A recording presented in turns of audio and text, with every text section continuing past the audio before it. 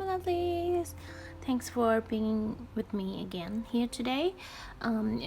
Today's video is going to be a flip through of my Bujo's bullet journal slash MUJI planner.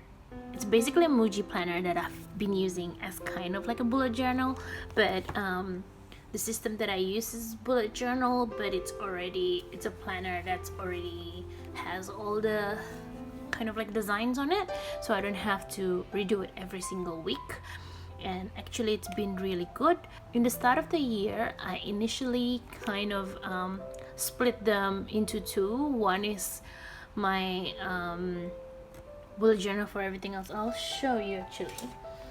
So in the start of the year, I started to split them off between things that kind of like, this is like the spreads that I make, that is not like weekly kind of stuff, so like trackers and all those kind of stuff, but I didn't actually end up filling up like this because I started planning on my Notion for most of the stuff that goes in here. So yeah, I don't know what to do with this, obviously, because it's been kind of abandoned, but maybe I'll try again next year to see if I can use it for something else, because it still has quite a fair bit of pages and I just feel like it's a waste to not use the rest of the page. So we'll see what I end up using this for, maybe for like trackers, and I don't know, but maybe I'll the stuff that I have Notion, maybe I'll put this here just for like, you know, analog safekeeping or something. So that's half of my bullet journal, but this is basically just a planner with a monthly and a monthlies and weeklies. How I use it is usually I kind of put my events, and in the beginning I started putting my events and my what do you call it, and my video schedules in here, but video schedules now live in my Notion because it's easier, because I don't have to kind of like bring this everywhere, and Notion is just everywhere with me because I can open it in my phone. Then some trackers, but since like June, the coronavirus in Sydney was really bad, so I didn't schedule anything basically because I just stayed at home, so it's mostly empty. It's picking up again in November because obviously everything starts opening up again with like the high rates of vaccination, so I'm able to kind of like fit in some catch-ups and those kind of stuff. So I'll just give you a flip through. This is from the 2020 when I was just testing the layout and stuff, and I find the system very productive because I don't know if you've watched my journal lineup, because I already explained how this works, but just in case you didn't, I'll explain it to you again. So the way I do it is, this side is usually for kind of like memory keeping on what I did that day, and usually that's what I do for my catch-up daily journals.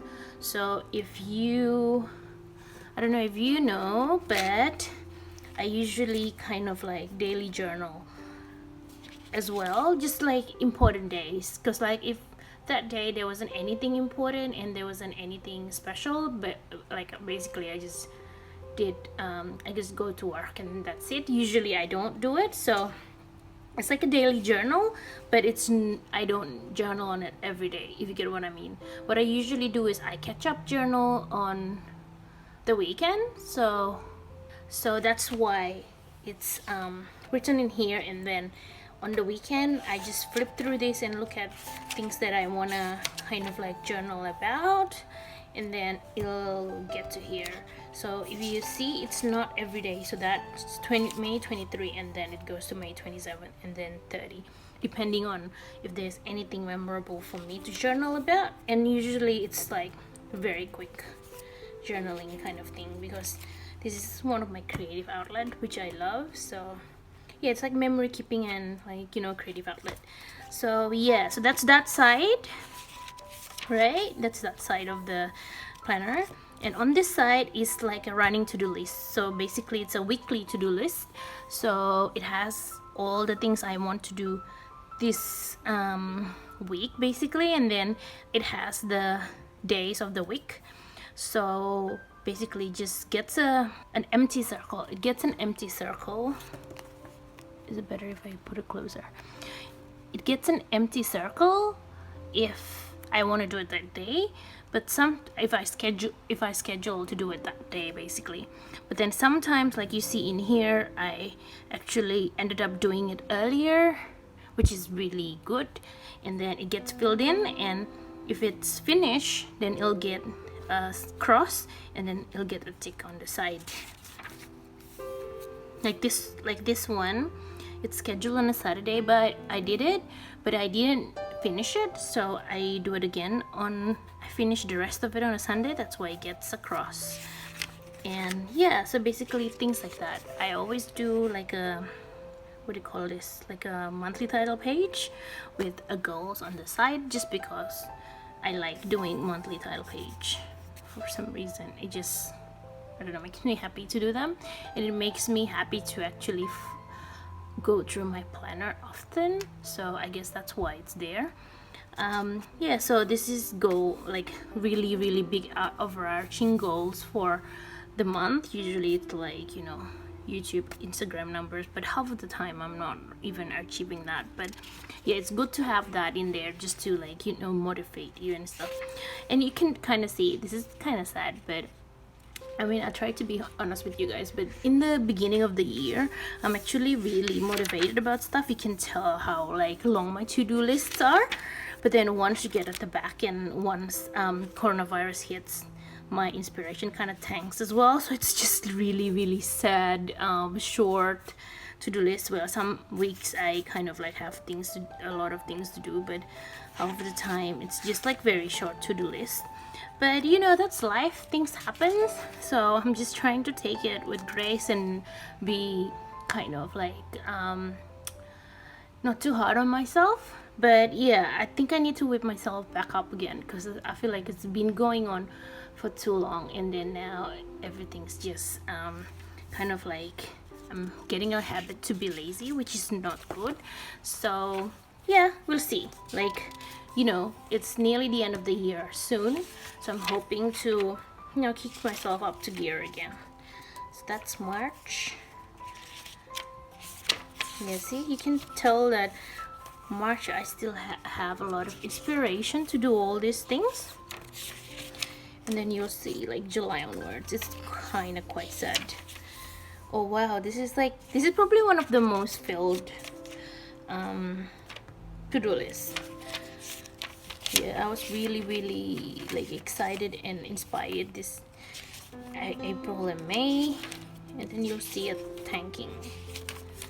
So that's June. I really like that page, even though it's kind of quite busy, but I love pastels and I love florals. So yeah, that's June. That's July, which I like as well. Yeah, I think June, that's when it starts being a little bit my, I think. Then yeah, not too much stuff. Oh, I really like this page as well. Whenever I do brown spreads, I tend to really like it. Yeah, this is when it starts tanking. I think on September, because work started being a little bit busy and I started playing Genshin Impact. So that's one of why I kind of fell off the productivity bandwagon, I guess. I like this page as well. Like, I really like the earthy tones. And yeah, look, there's only one thing here. That's kind of a little bit sad, but you know, it is what it is.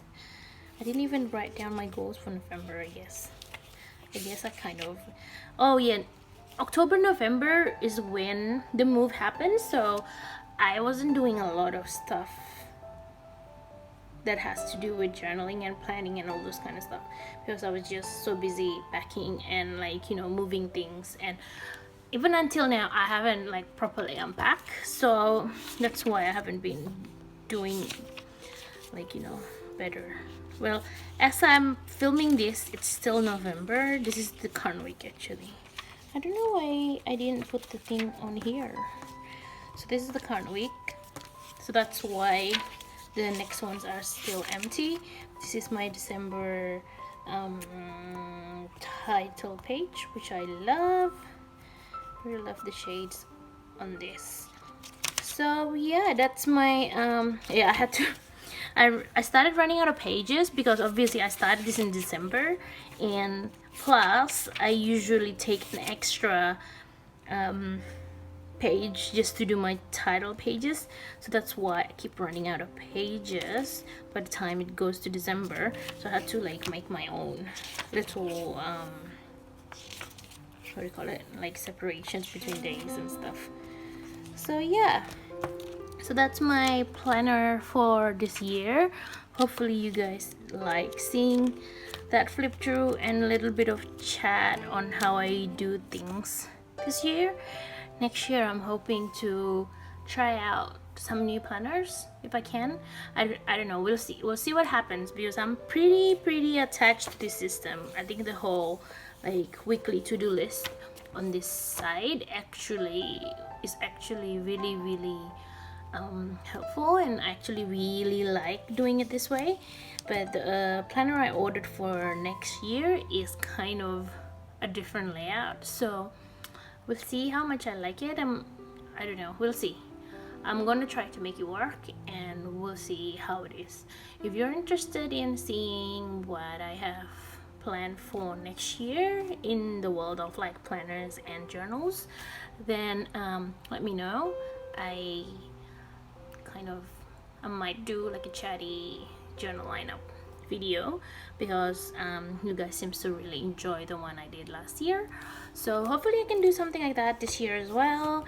I mean next year. Yeah, basically hopefully if you guys like it, then I can do another one for my lineup next year. I'm trying to get into more journaling, but yeah, because of the move, everything's everywhere, so it's a little bit hard finding things, so I haven't been journaling a lot. So hopefully once things start falling into place, hopefully that's when I start journaling again. But I hope you're always well and taking care, and if there's any kind of video ideas that you want, let me know, because soon after I finish unpacking all my stuff, I'll try to like work on my YouTube a little bit more. But I'm always grateful that you guys are always watching my videos, so yeah, thank you so much, and I will see you on my next one. Thank you, bye bye.